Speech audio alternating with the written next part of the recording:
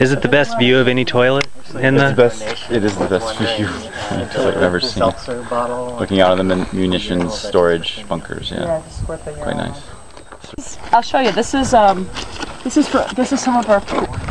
Ready? With some soil mixed in because I was excavating it, but this is basically shit that's a couple years old, with some of the soil that got kicked into it. But this was a way to help CLUI inhabit South Base, which they've been thinking about, and so we got a grant and decided to rehab the Quonset hut and make it sort of adhering to some ideals of sustainability, or kind of a closed system, ghetto biosphere or something, but then not to be inflexible, but basically try to we bring in the water, we put in the solar power, so sort of use alternative energy or soft technology, because we've always known about it, and I don't know anybody who uses it. We just decided to treat this like a proving ground, and use the facility in a way that was counter to it, the way it was used historically, as a place for like testing weapons and training and weapons testing. And I think that assembly hall here was the Enola Gay assembly hall. Is that right? Yeah, the hangar. Yeah, I mean, this hall is it's just kind of like away. This was the more secret part of the base, and so, but it was just sort of abandoned. So. But CLUI had been renting it for years and not really doing anything. So first thing we had to do was rehab this, and then we put in solar power, and then we put in the water, and then the latrine or the toilet facility came way too late somehow. But now everything is. Nancy's here, and she could sort of tell you about that more directly, like the waste redo, and then I could talk about the water. So anyway, yeah.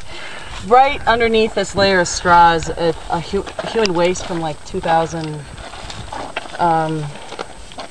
some from 2003 on. The rest of it is in that bed that I made along the Quonset. So every day I would ride in at 10 o'clock in the morning and then at 6 o'clock and collect waste from people I convinced to save it for me. So I was in the back of kitchens in the casinos and pulling waste from them. So this is it was a lot. There was 140 gallons of food waste that went into this, and then there's some horses right off by Mildred's. This is just, I don't know, this is to end the pile. But we went to I went to that place to get some really dehydrated horse chips, which by the way are great fuel. Like we burned a bunch of it. It was like really nice smelling, and then it also burned really long time. It's like good cooking fuels right over there too. Anyways, I made this big sandwich, and I'll be back in December because I'm actually teaching in LA for a quarter at UCLA, so I'm going to be coming through, and then I'm just going to move it, and that'll be the only time I turn it. So it's a very, very hot pile combination of wet waste and dry things. I've got one layer's tumbleweeds, chopped up. So anyway, we built this to be a 2-bin system, and all these boards, we have made holes for them to slide out so we can unload them from the front. But this is also a board that we'll be able to pull up to move it over there. And we have it oriented this way because the winds come in this way. We don't want things blowing all over the place. So since we're not able to do any major earthworks here because this is all historical, I wanted to do some swales and try to direct some of that water.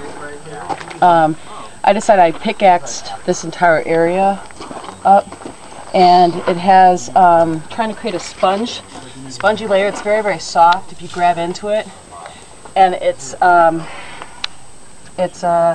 poop because we had a lot of it, and mixed with indigenous soil, mixed with other things that are going to be composted down, some hay and a bunch of grass clippings. You can see here where you can go up into the toilet when you want to. we can't all fit in here. This is where our poop's being collected right here. And they were using peat moss as a dry scoop. And I was like, no. So we're using sawdust instead. Just don't use peat moss from the swamps. So we're using sawdust right now. And the sawdust has already been through the horse stable, so it has some horse shit in it. It's the urinal, and that's the one that's connected to the toilet. Mostly women's pee, men's pee. They both smelled bad when we poured them out on the concrete or on the cardboard. But anyway, that's our toilet. We can climb around inside. With Simparch, it's kind of just like experimenting with cheap materials and doing alternative building experiments, and this is sort of an ideal place to try to inhabit, just conceptually and physically. It's kind of nice, like location wise, you know. You can see the casinos and hear the airplanes, and you never know what's going to happen. Got shooters over there, or there's some shooters over there today too. And then the solar system is 500 or 600 watt, and these six panels are charging 16 batteries inside, and this is just this panel here charges 2 batteries for the refrigerator, and it's been good since 2003. I mean, the batteries are the dirty part, the lead acid batteries, like golf cart batteries, and they're supposed to wear out after 5 years or so, but they're still going okay. The dome. Some students came up with this idea to attach the dome, and so it'll be this sort of outdoor space, you know, kind of shaded. Robert Foster, who I know from when I lived in New Mexico, he worked at New Mexico State, and I was part of the El Paso Solar Association for a time when I first moved there, and so I found out about these because they developed a way to make kits for people to use in that area. There's a lot of not just across the border in Juarez, but I mean even on the El Paso side, there's lots of like informal communities, and so lots of problems with brackish water and arsenic in the water, and you know, health problems, and they were trying to make this cheap alternative for people to purify water. And so you can take brackish water, and it'll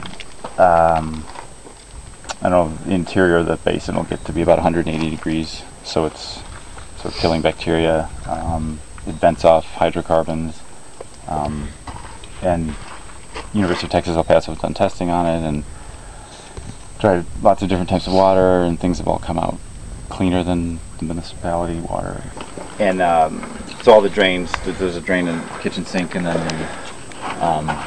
the shower water comes directly down from the main tank, and then this outside sink drained into there, and then it'll be where the pump will have a float, so it'll just pump up, you know, whenever it gets to a certain level, it'll pump it up to the white barrel, which will be distributed to the garden areas Nancy's setting up. So it's just going through a sand filter, sand and gravel, and I don't know, it takes out the gooey things and, you know, some yucky stuff. So this design exactly what he wants to do. We didn't know how to like finish it, but Matt, who just left, he made those sort of partitions, like the workspace, which is real nice. Just kind of didn't know. There's no real like private space. There's no private space. There's no changing room, but we manage.